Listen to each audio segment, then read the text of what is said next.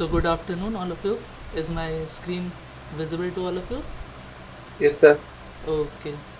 So let us start our week 6 discussion. Last Tuesday also I have tried for this week 6 discussion, but due to some unavoidable circumstances, we have shifted the class today. So introducing myself, my name is Ayan Paul. I am PMRF research scholar from IIT Kharagpur, and this course the subject name is Introduction to Soft Computing. It is taken by Professor Devashish Samanta of Department of Computer Science and Engineering, and this is week 6 discussion, and let's start the discussion. Yeah, so today we will be touching with concept of domination, and then we will see some of the some of the ways to solve the multi-objective optimization problem. So what is this domination? How we can say a point is dominating with respect to another point? So in simple terms, if I say a point is dominating other point if it satisfied all the objective function better than the other point. For example, we have 2 points. One is your x, right, and another is y. So how can we say that x is dominating y? Domination is always shown by this point. So that means x is dominating y. A triangle. This is the triangle. So x is dominating y. So how we can say x is dominating y? We can say x is dominating y if x satisfies all the objective function better than that of y. So this is for simple understanding, but how would you prove with the help of maths? So with the help of maths, we have two conditions. One is the necessary condition, and another one is the sufficient condition. If this two conditions satisfies, then we can say a point x is dominating another point y, or here we can say xi is dominating xj. So what is the necessary condition? Necessary condition is xi should be no worse than xz in all the objective function. And what is the sufficient condition? Sufficient condition is xi should strictly better than xz in at least one objective function. So these are the two rules. So to elaborate this, let's see some examples so that you will be more clear. So this is the first numerical example. So there here we have two solution means these are the 2 points. So let this be x and let this be y.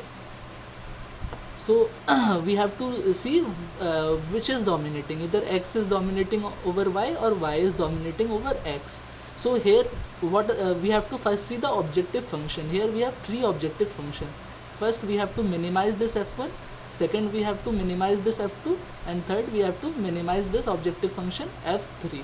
So we have this solution. So our solution 1 has this three terms. When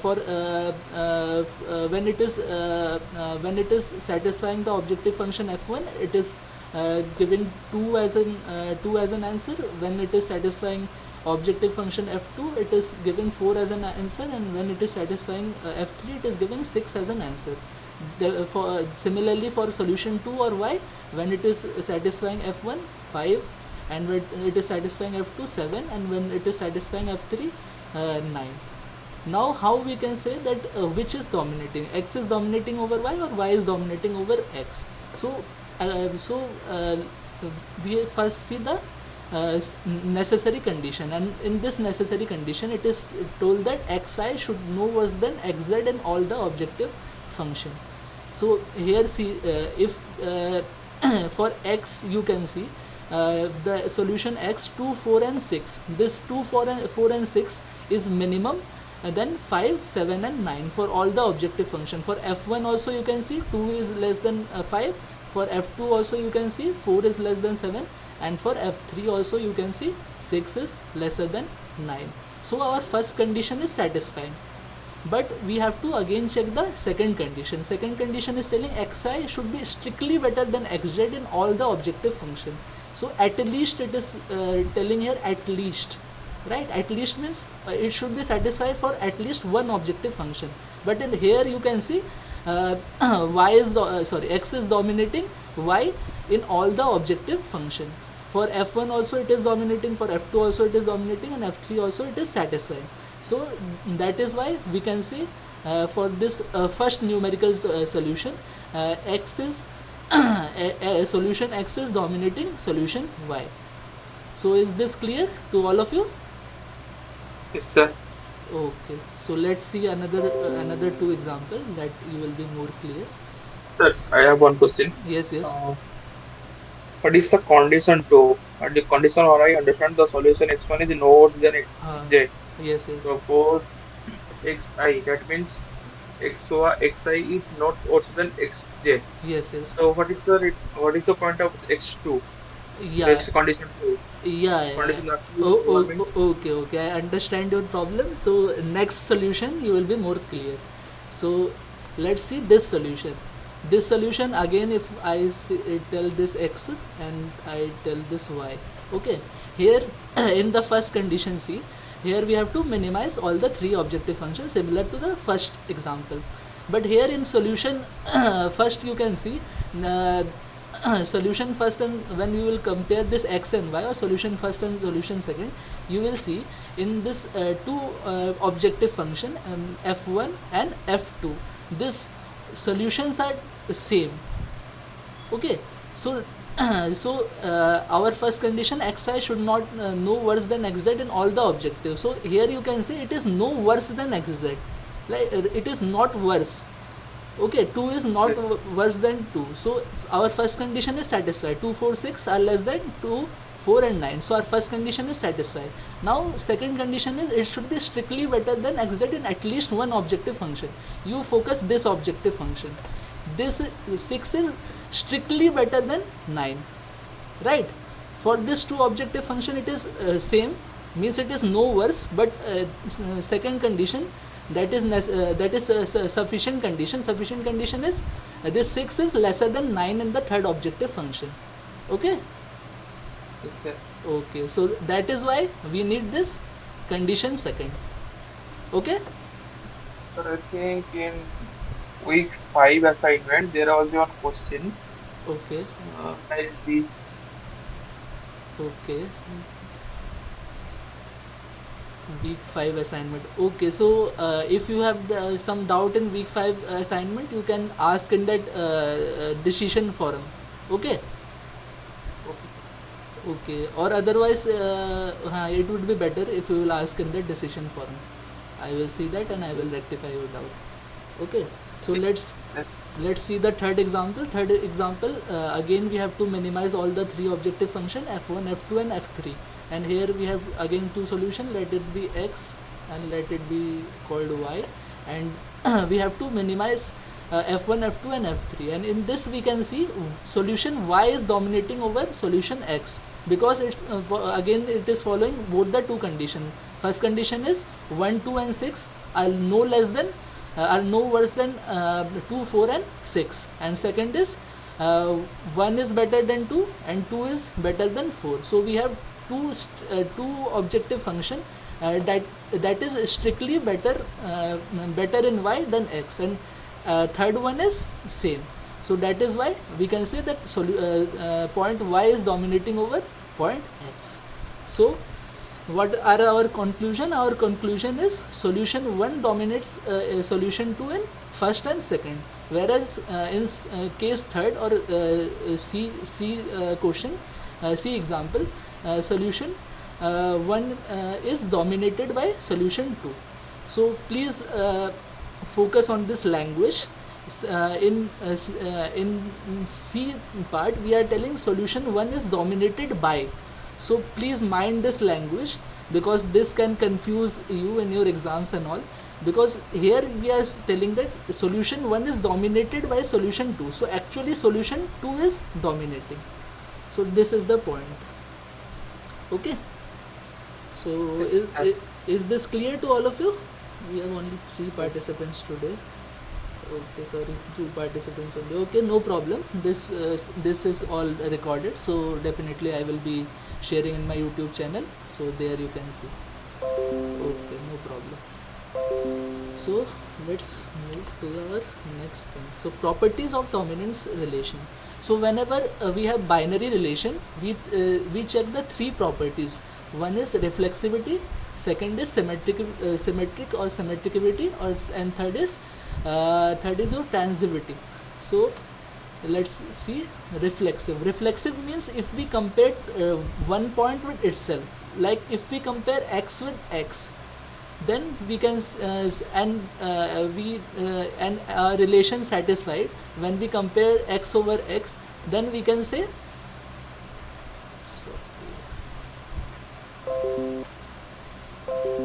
okay, then we can say that if this satisfy, like x is dominating over x, then we can say that this is a reflexive relation.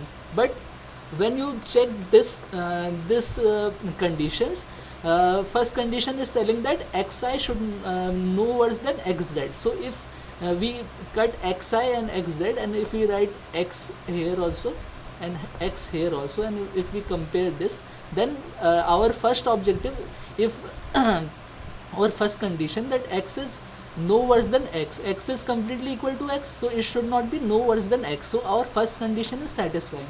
But what about our second condition? In our second condition, it is xi should strictly better than xz in at least one objective function. But we know that we are comparing x with x, like both x and x are similar. Not similar, x and x are exactly same. So our second condition is not satisfying over here. First condition is satisfying, but second condition is not satisfying. So that is why we are telling that our dominance relation is not reflexive. Now what about symmetric? Symmetric, we know it should not be symmetric, because if one point is dominating another point, if x is dominating over y here, so we cannot say y is dominating x. This is totally no use. So that is why it is not symmetric. Now what about anti-symmetric? Anti-symmetric means x is not dominating y, so y should also not dominate x. So that is also not true. If x is not dominating y, then y should not dominate x. So anti-symmetric, this property is also not true for this dominance relation. But one property is true, that is transitive. Transitive property, what transitive property say? Transitive property says that if x is dominating over y and y is dominating over z, then x should dominate over z. So definitely if x is a point and it is dominating over another point y, and again if we compare a dominance relation, like y is dominating over z, so definitely our x should be the most dominating point and it should dominate z. So in conclusion, our dominance relation is not reflexive, our dominance relation is not symmetric, our dominance relation is not anti-symmetric. but our dominance relation is transitive. So this is the conclusion. And in binary relation, a relation is called a partial order set if it is not reflexive, not if it is, if it is reflexive, antisymmetric and transitive, then we call it a partially ordered set. So again I am repeating, if a relation is reflexive, antisymmetric and transitive, then we call it a partial order set. But in our dominance relation we have seen that it is not reflexive, so this is not satisfied. So that is why we termed this dominance relation as not a partial order relation, but we can say it is as a strict partial order. So is this slide clear? Yes, sir. Okay. So let's move on to the next thing, that is Pareto optimal friend. So again this is one of the most important concept. So what is a Pareto optimal friend? Pareto optimal friend is basically locus of non-dominated solution in a search space.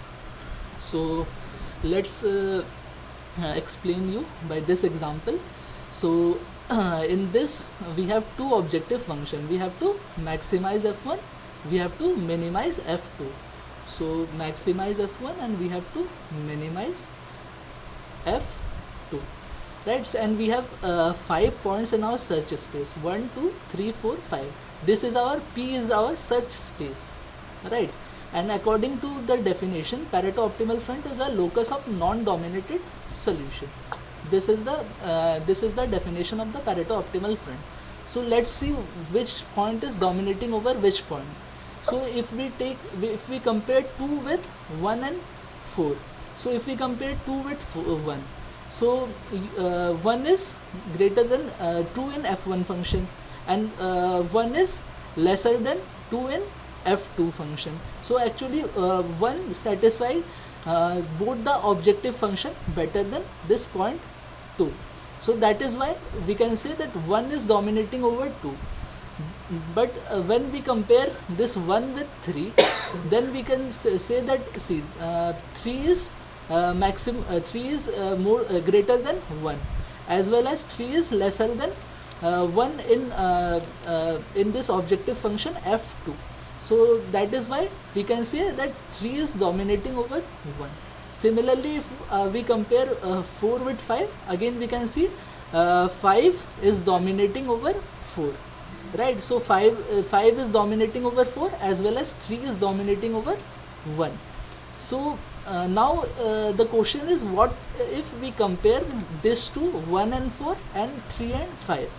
Like if we compare these 2 points 1 and 4, so you can see that 1 is lesser than 4 in this objective function f1, whereas here you can see 1 is again lesser than 4 in this objective function f2. So actually 1 is dominating over 4 in only one objective function, that is f2, and in f1 it is not dominating. In f2 4 is dominating. Similarly here also you can see if you compare 4 with 1, 4 is dominating in one objective function, that is f1, but it is not dominating in another objective function f2. So that is why 1 and 4 we cannot compare and say which one is dominating. No point is dominating. Neither 1 is dominating over 4, neither 4 is dominating over 1. And again if you take 3 and 5, again you can see neither 3 is dominating over 5, neither 5 is dominating over 1.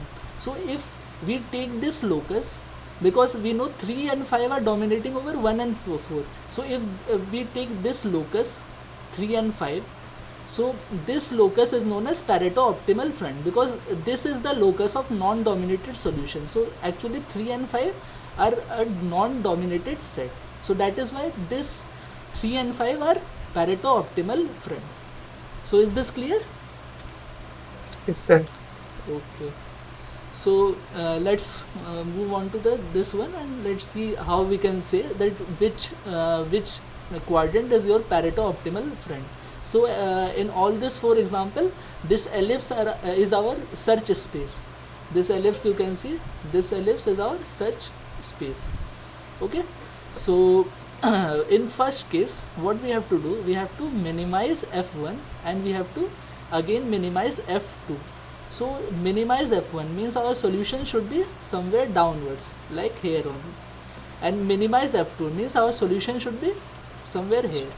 So if we combine both this, we can say that this is our first quadrant, this is our second quadrant, this is our third quadrant, and this is our fourth quadrant, right? So we can say that if we have to minimize both the objective function, then Pareto optimal front will lie in this third quadrant of the ellipse. So this is your Pareto optimal front. If a solution will lie in this front, then no point can dominate this solution on this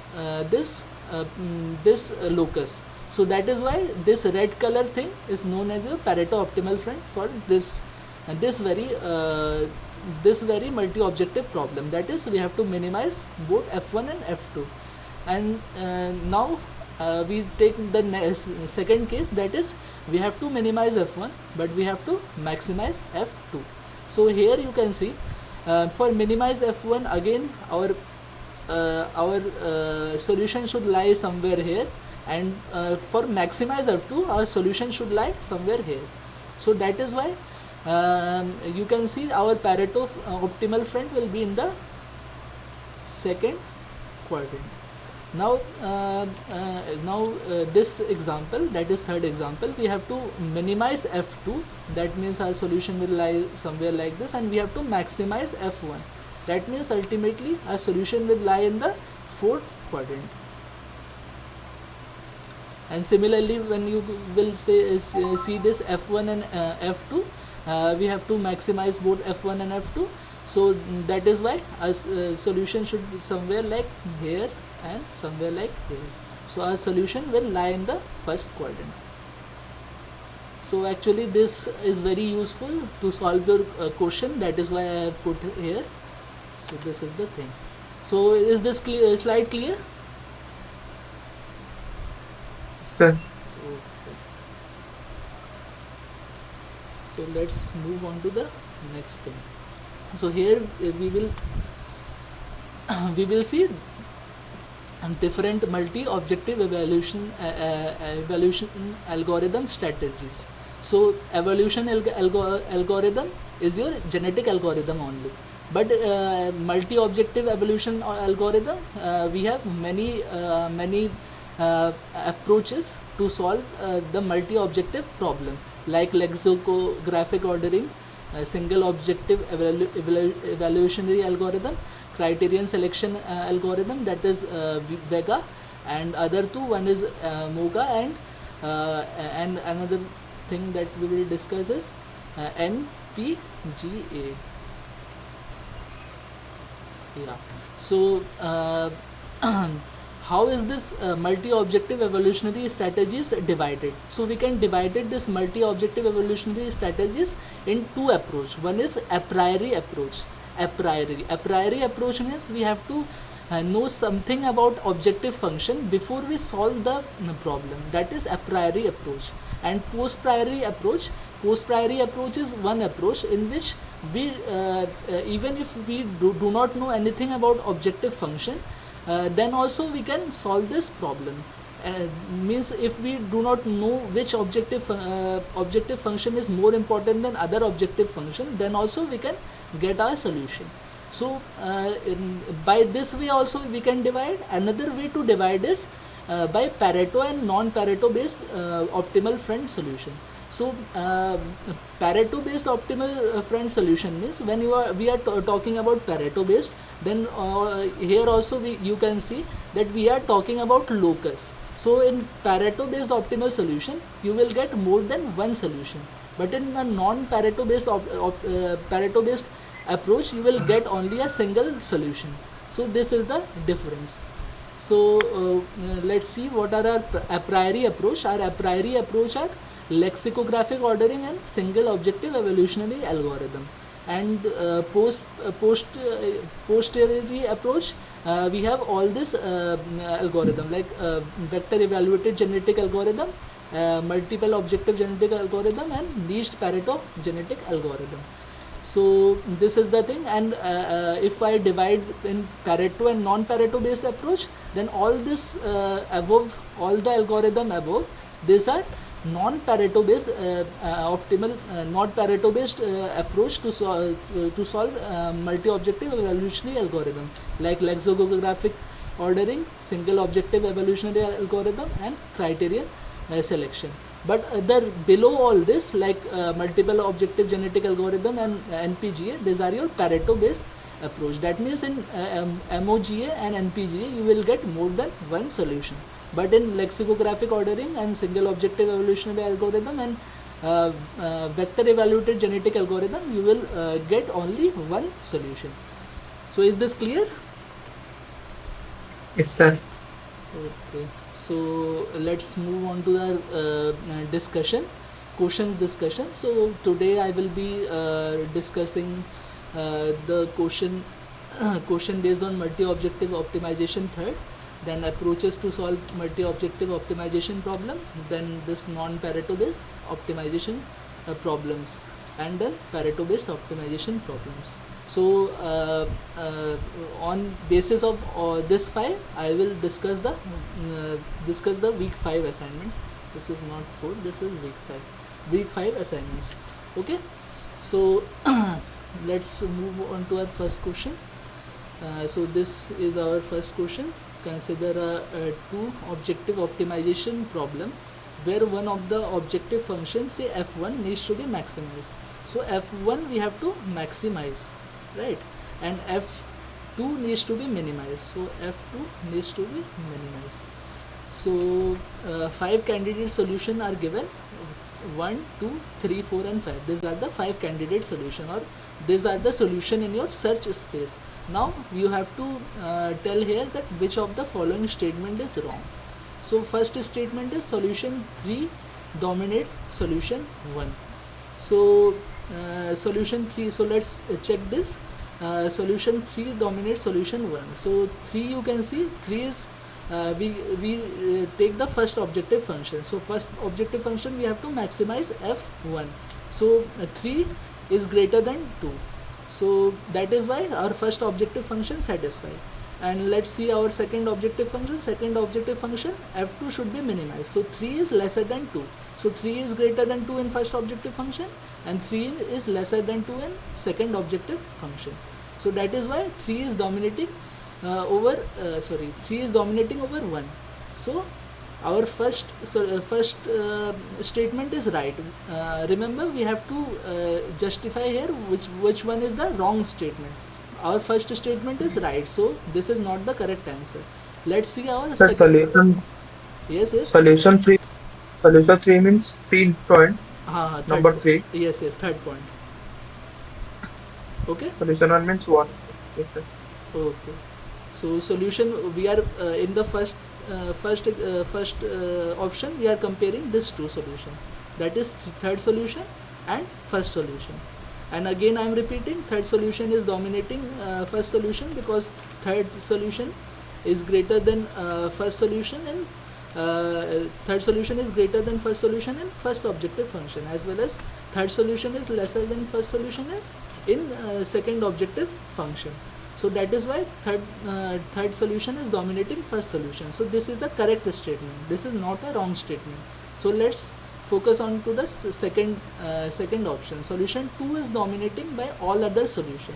Now where is this solution 2 present? Solution 2 is present at the top, and if we compare this with all other solution, that is 1, 3, 4 and 5, we can see that 2 is actually in first objective function. 2 is, I think someone is joining. Okay, no problem. Okay, so hello, I biologically left, sir. what? I biologically left. Okay, no problem. Okay, no problem. So yeah, B I was telling, yeah. Second, we are in the second option. We are comparing the solution second with all other solution. So solution second, you can see in first objective function we actually had to maximize f1, but you can see 2 is lesser than all other point, 1, 3, 4 and 5. 2 is lesser than all other points. So our 2 is not satisfying our first objective function. Now what about second objective function? Second objective function, 2 should be less than all other points, but actually 2 is greater than all other points in our second objective function. So again it is not satisfying. So solution 2 is dominated by all other solutions. So it is true that all the other points are dominating solution 2. So again this is the right answer. And we have to, as we have to find wrong answer, then again this is this we can take. Now solution 5 dominates solution 3. What happens when we are comparing solution 5 with solution 3? Now when we are comparing solution 5 with solution 3, you can see that in one objective function, that is in f1, the 5 is dominating over 3, but in other objective function, that is f2, 3 is dominating over 5. So we cannot say that our solution 5 dominates solution 3. So this is actually a wrong statement, and as we have to find the wrong statement, so option C is your correct answer. And again you can check option D also. Solution 1 and solution 4 do not dominate one another. Again you can see in 1 and 4, neither 1 is dominating over 4, because 1 is not dominating over 4 in your in your this f1 objective function, as well as 4 is not dominating 1 in f2 objective function. So this is also a true statement. So as we have to find out which of the statement is wrong, and this C option is correct. So is there any doubt in this question? No, sir. Okay. So let's move on to the next question, which is true for a dominance relation. So this I have discussed. So can you guess the answer?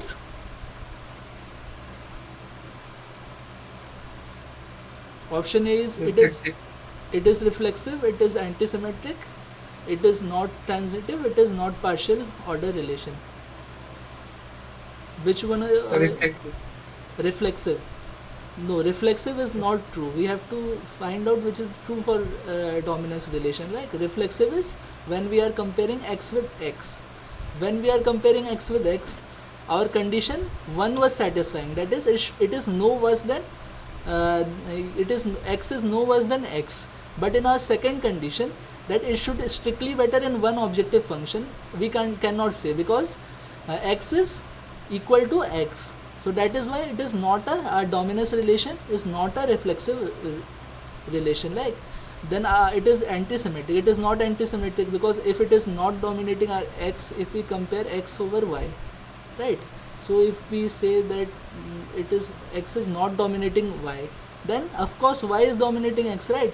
So it is not antisymmetric. So this is also false. It is not transitive. It is transitive, because again if we compare x, y and z, if we know that x is dominating over y and y is dominating over z, then we can say that x is dominating over z, right? So it is transitive, but it is written here it is not transitive. So again this is wrong. It is not a partial order relation. I have told you that a relation is said to be a partial order relation if it is reflexive, if it is reflexive, antisymmetric, and if it is reflexive, not antisymmetric, and transitive. And here you can see that as it is not the case, it is not reflexive, so it is not a partial order relation. So answer D is a correct answer. So is this clear? Yes, sir. Sir, which week question are this? This is your, I think, week 5. Yeah, week 5. This is not week 5 answers. These are similar question according to your assignment of week 5. Okay. these are these are not true, these are not very means these are similar but not the same question as your assignment question, because assignment you have to solve, but in problem solving session what we do is we discuss question that are similar to your assignment question. Okay. Okay, sir. Okay. Okay, sir. Okay, so let's move on to this third question. A solution space for two objective optimization problem is shown in the following graph. So this is your graph. The Pareto optimal friend in this regard is given by the curve. So you have to see which curve is your Pareto optimal friend. So when I was discussing the ellipse thing, there I have told you that here we have to check that we have to maximize f1 and we have to again maximize f2. So both we have to do the maximum operation. So when we are doing the maximum operation, our Pareto optimal solution should lie somewhere in the this first quadrant, right? Because we have to maximize f1, we have to maximize f2. So this is your Pareto optimal, which is your Pareto optimal friend. That is the question. So our Pareto optimal friend cannot be AD. This is not our Pareto optimal friend. Our Pareto optimal friend cannot be BC. We have doubt regarding AB and CD. Now when we compare any solution, like if I put one solution here, let it be X, and if I put one solution here, let it be Y. So in this two front you can check that in solution Y, Y is greater than X in objective function 1, as well as Y is greater than X in objective function 2 also. So that is why we can say that the points which are lying in this front, this is your Pareto optimal front, because the points which are lying in this front are dominating the points which are lying on this front AB. So in our question it is asked which of the following is your Pareto optimal front. So CD is your Pareto optimal front. So option B is the correct answer. So is this clear? Hello? Yes, sir. Yes. Okay. Now question number 4, the lexicographic ordering technique is a okay. So let's see what is a lexicographic ordering technique. So in lexicographic ordering technique, first let me explain how we can express a objective, how we can express a optimization problem. So when we express a optimization problem, first we write an objective function. So this is your objective function, where it is written it is we have to minimize or we have to maximize. So this thing is your objective function. And second, what we write the constraint. So this, where it is written it is subject to, this is your constraint. So in lexicographic ordering, we are solving a multi-objective optimization problem. So that is why this f1, f2 and 2fk, this is your objective functions. And this gix lesser than cz, this is your constraint. So that is how we are expressing this multi-objective optimization problem. Now what we do in lexicographic ordering, first of all, lexicographic ordering is your a priori technique. A priori technique means you should know something about the objective function first. So here we know here the objective function are arranged in ascending order, like f1 is the least important and fk is the most important. So then what we do, so for this point only, as we should have some information about objective function prior to our solution, that is why this lexicographic ordering is your a priori technique. So your solution should be somewhere between C and D. The solution is not A and B, because A and B it is written posteriori technique, but your lexicographic ordering is your is your a priori technique. So your solution should be something between C and D. Now what about the next thing, that is whether it is a Pareto based approach or a non Pareto based approach. So again I have told you, in Pareto based approach you would be your solution would be more than one, as well as in non Pareto based approach you would get only one solution. So let's see how it is solved. It is solved like f1 is the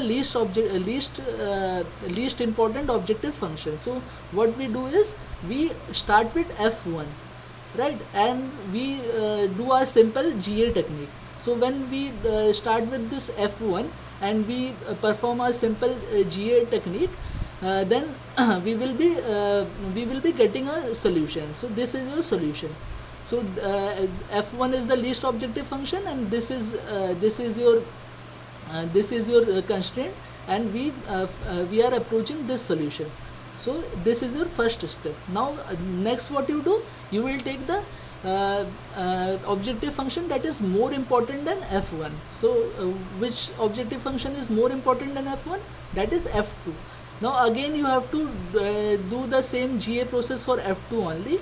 Only one thing you have to do is in the constraint part, the answer you get from this a part, that is when you solve this objective function, the answer you get from a part you will add to this constraint in this b part, or when you minimize this f2 function. So you will be getting another you will be getting a solution in this f2 optimization f2 objective function also. So this is f2 x2. Similarly you will be doing for f3 f4 and so on to fk, and when you are reaching fk, then your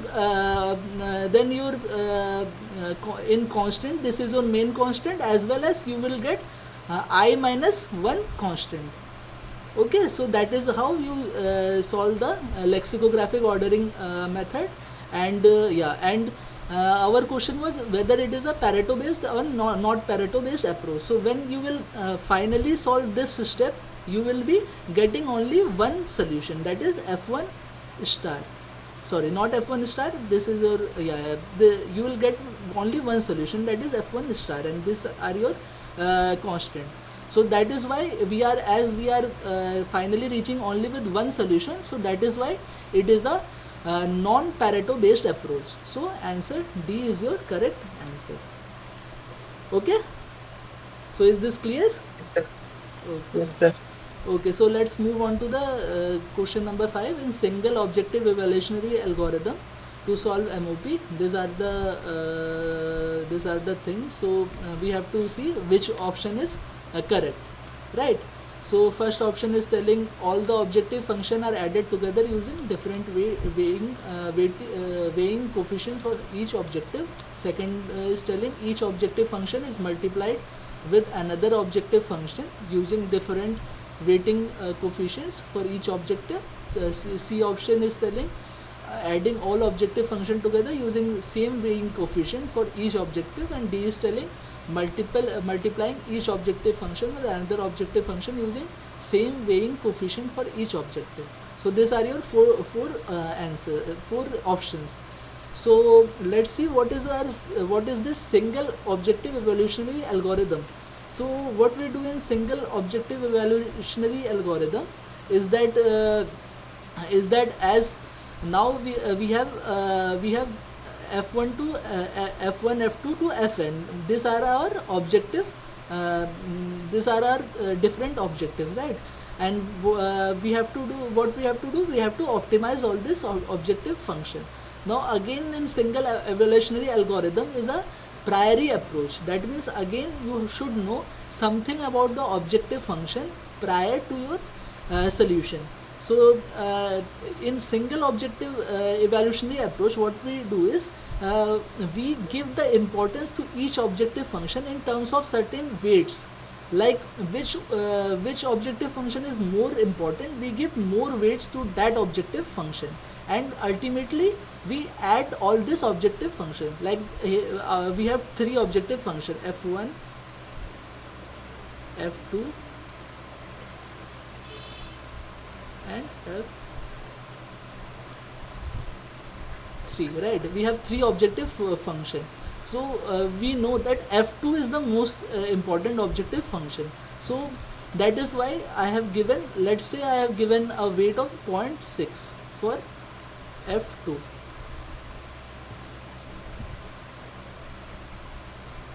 and then more important is f3. So let's say I have given 0.3 to this objective function f3. Similarly, I have given 0.1 to this objective function f1. So what I want to express here is our now ultimately we have reduced our n objective function to only single objective function by giving some weight to this objective function and adding it all together. Like we have our objective function was optimize f1, optimize f2, optimize fn, but what we have do is we are optimizing 0.6 f2 plus 0.3 f3 plus 0.1 f1, right? So we have reduced an objective function to one objective function. And the thing to note over here is the weights that I have given to all the objective function.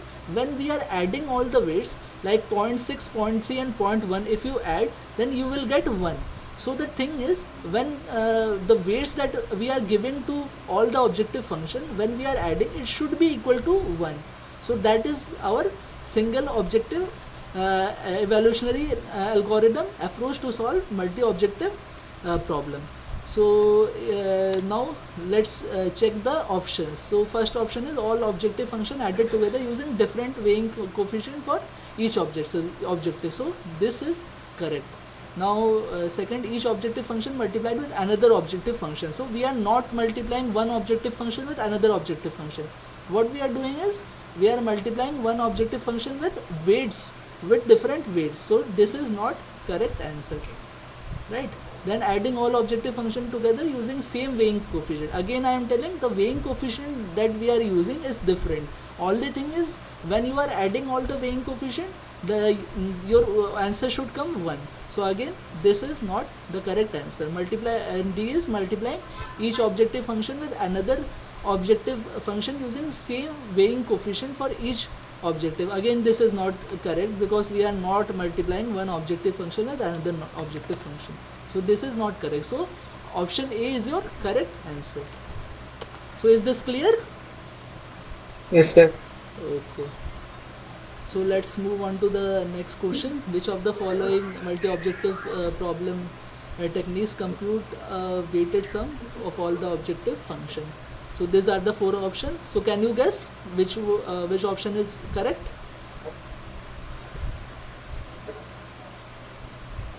Hello. Yes, sir.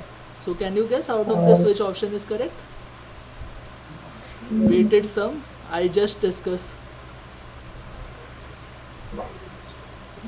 Here only we have studied that when we are multiplying weights with objective function, adding it together to get a single objective, then this approach is known as single objective evolutionary algorithm. So answer D is your correct answer. Okay. Yes, sir. Okay, so let's move on to the 7th question. And vector evaluated genetic algorithm, which selection strategy is used to select subpopulation. So let's see what is your vector evaluated genetic algorithm. So vector evaluated genetic algorithm is your post priori approach. That means you do not need to know anything about the objective function before the solution. So here it is very similar to your genetic algorithm. Only thing is that here when you are doing the selection, you are doing the selection only with this proportional selection method, like Rowlett wheel selection or any other selection. So this is the only difference. So here it is asking which selection strategy we use. So the selection strategy that we use is proportional selection strategy. And when we were solving GA, you know that Rowlett wheel selection is your proportional selection strategy.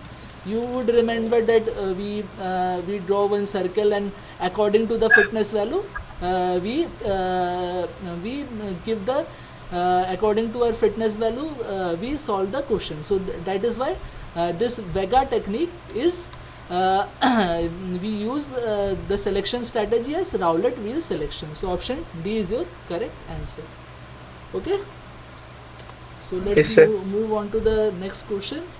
Which of the following techniques to solve a multi-objective optimization follows a dominance based ranking followed by fitness averaging? Okay, so these are your fourth option. One is MOG. MOG is multi-objective genetic algorithm. SOEA, as I already discussed, single objective evolutionary algorithm. SGA, there is nothing SGA, so this is absolutely wrong. So Vega is vector evaluated genetic algorithm. So let's see. So in multi objective genetic algorithm only, what you do is you do this two techniques. One is ordering and another is scaling. So for ordering, what you do is you follow a dominance based ranking. So how we follow a dominance based ranking, I will show you the next example. And second is, for scaling we use linearized fitness assignments and fitness averaging. So scaling, I have already told you, scaling is important because we need to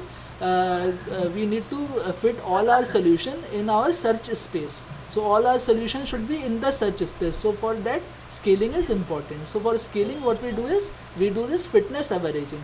So in our question, which of the following MOOP follows dominance based ranking? So dominance based ranking is followed in MOGA, that is multi-objective genetic algorithm. Okay, so Yes, sir. let's move on to the next question. In MOGA approach, if one individual solution Xi is dominated by Pi individual solution in the current generation, then the rank of Xi is okay. So these are your options. One is 1 by Pi, next is Pi, C is Pi minus 1, and D is Pi plus 1. Okay, so I was telling you in the previous question only. Then in multiple objective genetic algorithm, we check our ordering or do our ordering by this ranking process. So how we do this ranking? We say that if an individual Xi is dominated by Pi individual, then rank of that solution Xi is 1 plus Pi. So let's explain you by this example. This example, you see that we have two objective function. One is maximize f1, second is maximize f2.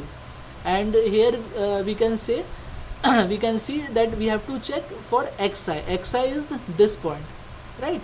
Xi is this point, so we have to check. And this is only your search space. So this is your search space.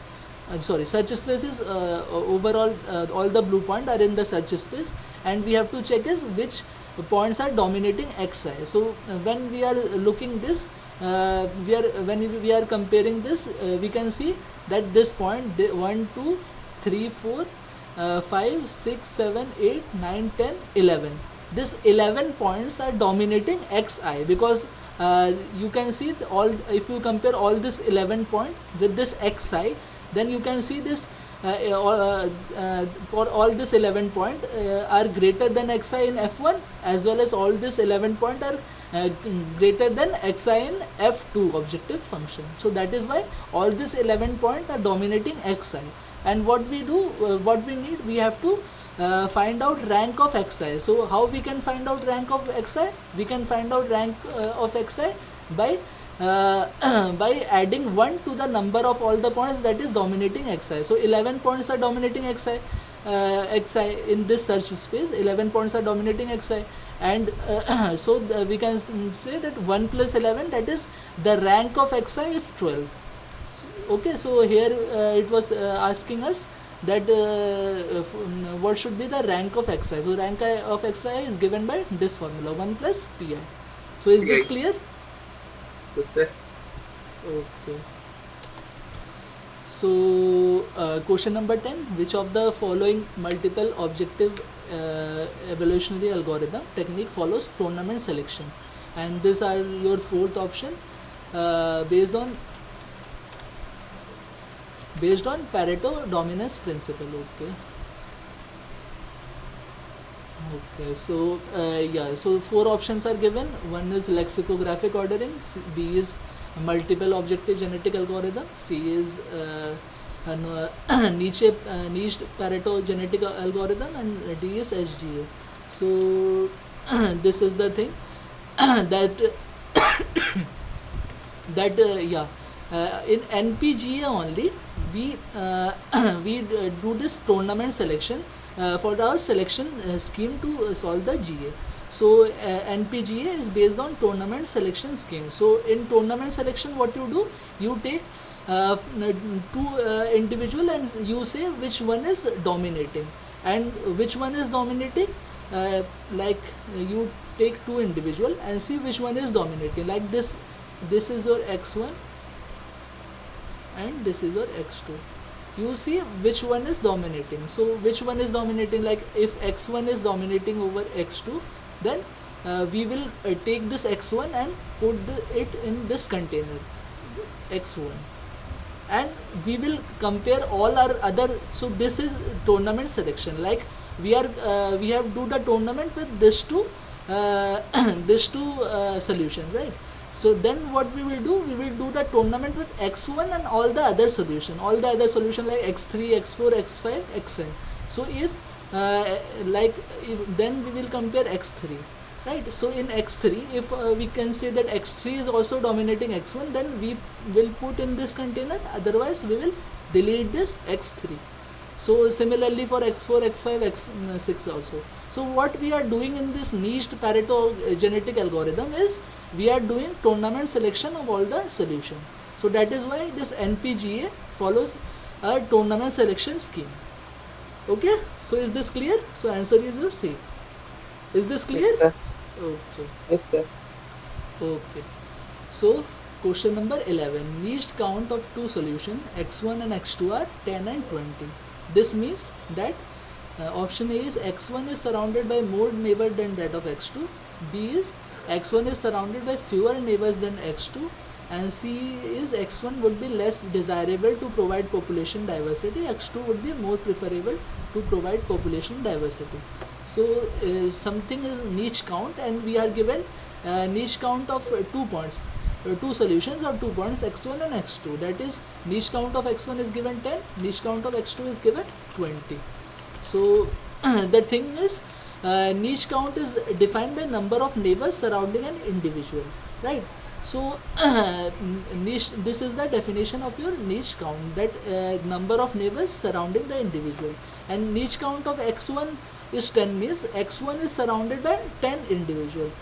Similarly, niche count of x2 is 20, means x2 is surrounded by 20 individual. So we can say in this statement x1 is surrounded by fewer individual than x2. So B is your correct answer. So again I am repeating, the meaning of niche count is how your solution is surrounded by surrounded by other neighbors. So here in this example it is given that x1, niche count of x1 is 10, niche count of x2 is 20. So x1 should be surrounded by 10 individual, x2 should be surrounded by 20 individual. So that means x1 is surrounded by fewer individual than that of x2. So that is why B is our answer. So is this clear? Yes, sir. Okay. Sir, if the question is x1 is surrounded by 20 and x2 is surrounded by 10, Yes, then what yes. is the answer? Answer is A. Then A will be your answer, because x1 is surrounded by 20 individual, na? So x1 is surrounded by more Because individual than x2. Okay? at that time x1 is greater than is this. Yes, yes, yes. At that time, x1 should be surrounded by more individual than x2, but not in this case. Okay? Okay, sir. Thank you. Okay. Now, which of the following solution is non-Pareto based posteriori technique? So let's say about SOIA. SOEA is single objective evolutionary algorithm. So when I was discussing single objective evolutionary algorithm, I have told you that what we should know prior to your solution. We should know that which objective function has more weight or it is more important than other objective function. So definitely SOYA is your priori approach. So this is not a correct answer. Now what about MOGA? MOGA is MOGA is MOGA is posteriori technique.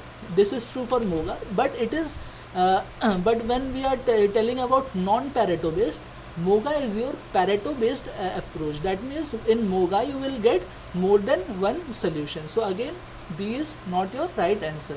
Now what about C and D? C is Vega. Vega is not Pareto based posteriori technique. So yeah, Vega is your non-Pareto based posteriori technique, because in Vega you need not to know anything about the objective function before the solution, as well as it is a it is a it is a non-Pareto based approach. That means you will get only one solution. So Vega is your non-Pareto based posteriori approach. And what about lexicographic ordering? Lexicographic ordering is again a non-Pareto based approach, but the thing with lexicographic ordering also, we need to know like which objective function is more important than which objective function. We have to know this F3 and etc. Right? So we have to, before the solution, we have to know which objective function is more important than which other objective function. So lexicographic approach is a non-Pareto based approach, but it is a priori technique. So again this is also false. So your correct answer is C. So is this clear? Yes. Okay, so Vega is a non-Pareto based approach. So C is your correct answer. Now 13 is question number 13. A priori high level information that is required in lexicographic ordering is: A is your scalar weight of each objective function, B is your descending order of rank of importance of objective function, C is your independent of relative importance between the objective function, and D is none of the above. So can you guess which one is the correct answer for this? Hello? Yes, sir. Okay, so can you guess which one is the correct answer for this? I have already explained you the lexicographic ordering, right? So what do you think, which one is the correct answer?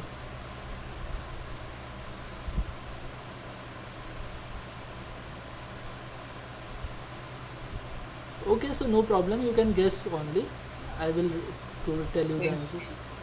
So you are telling C, independent of relative importance between the objective function. So no, this is not the correct answer. Lexicographic ordering, when I was explaining, so let's go back to the lexicographic ordering. Yeah, lexicographic ordering, I have told you it is a priori and a non-Pareto based approach. So a priori means you have to know something about the objective function before your solution. And here what we know about the objective function before our solution?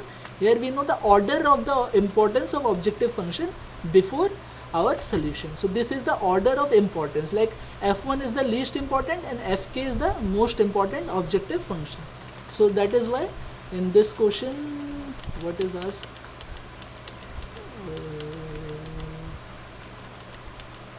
okay, in this question what is asked is information that is required in lexicographic ordering. So the scalar weight we do not require the scalar weight for objective function, but what we require is either the descending order or ascending order of rank of importance of objective function, that we require. Like which one is important, f1 is more important than f2 or f3 is more important than f1. Like this we require the descending ordering of rank of importance for objective function. So B is your right answer. Okay. Okay, sir. Okay. Now which one of the following techniques suffer speciation problem? So these are your four answer, four options. First is MOEA, B is Vega, C is NPGA, and D is NSGA. So what happens in Vega is we have some disadvantages of Vega. So first disadvantage is the solution generated Vega are locally non-dominated but not necessarily globally dominated. So this is one of the most disadvantages of Vega, that the solution that you get with Vega, Vega is your your non-Pareto based optimal solution. So in Vega, what happens is the solution that you get only one solution. Not Pareto based means you get only one solution, and the solution you get is locally not dominated, but it is not necessarily globally dominated. Like if your curve is like that, and we have to solve the which one is minimum. Like if our solution lies here only, so we can say that it is a locally non-dominated solution. Like it is locally not dominated, but when we are comparing the global scenario, we are not getting the solution here. This is your global minima, right? And this is your local minima. So your Vega will give you a locally non-dominated solution, but that need not to be globally dominated. So this is one of the disadvantage of Vega. And other two disadvantages, it involves evaluation of species within the population. That is that is that is in Vega, individual who excel in one objective function, all these objective function are all these strategies are used to solve multi-objective evolutionary algorithm or multi-objective problems. So multi-objective optimization problem. But in Vega, what it do is we see that some of the solution that it gives, that excels in only one objective function, but when we compare it with other objective function, it is actually that solution is not correct. So this problem is known as speciation problem. And another problem of Vega is middling performance problem.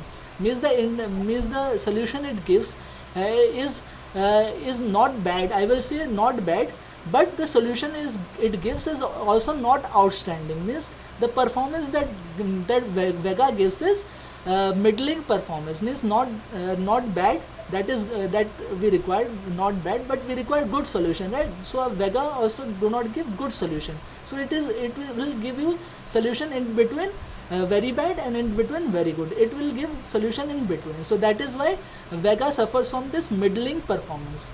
So in this question it is asked that which of the following techniques suffers from speciation problem. So Vega suffers from this speciation problem. Okay, so is this clear? Okay. Okay. So question number 15, which of the following statement is not correct for vector evaluated genetic algorithm? Okay, so let's see. Vega can be implemented in same framework as simple genetic algorithm with modification of selection operation. That is very true. In Vega, what we do is we perform the proportional selection, that is Rowlett wheel selection or any other selection. So it is the framework of Vega is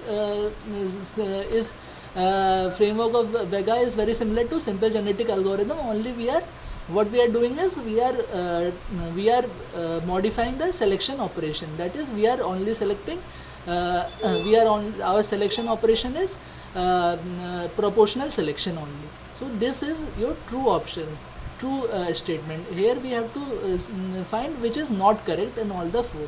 So option A is your true statement. Second is Vega leads to solution close to local optima with regard to each individual objective function. So this is also true, because we are doing the objective optimization problem. So Vega will give you a local optima. That is true.